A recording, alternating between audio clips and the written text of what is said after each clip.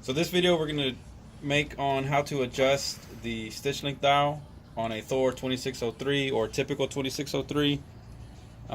Basically what we're going to do is you're going to unscrew this screw here in the middle of the dial, and we're going to be able to adjust it. For this one, we are able to go to a lower setting, and you kind of want to be able to, so for example, we've heard reports that some people can't go under 4, some people under 3. What's happening is the numbers are off aligned, they're not aligned correctly.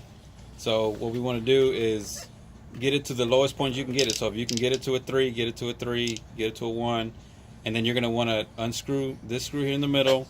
Then you're going to want to turn clockwise so that you can set it to where your 0 point is actually here. Okay, and in that way you're telling the machine that you're going to, the longer the stitch you want, you can just turn it down counterclockwise. When you are adjusting the stitch length dial, you will notice that your reverse lever will move. That's normal. So here, Sam, if you can go ahead and just loosen that screw there.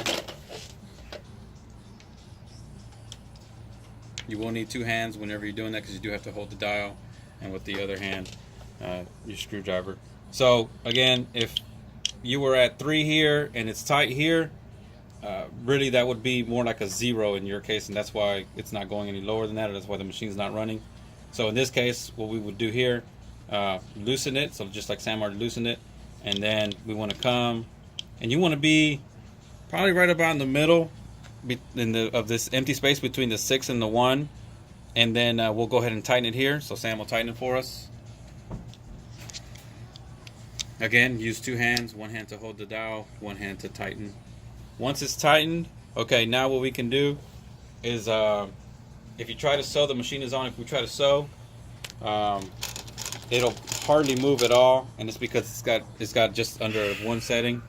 And so what we want to do is, let's just go to like a 3, for example, and then so there we go.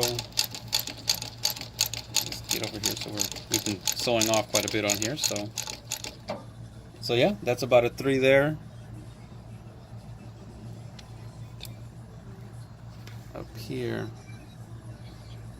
yeah, right there. That's about a 3. So let's go now to a higher.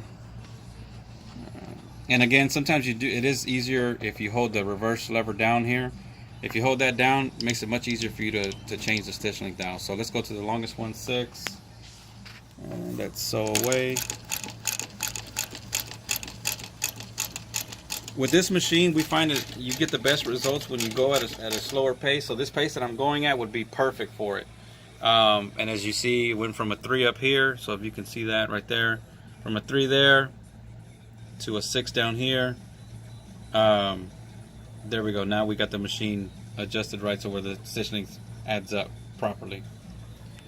Alright, so that's the video for today. Any questions? Let us know.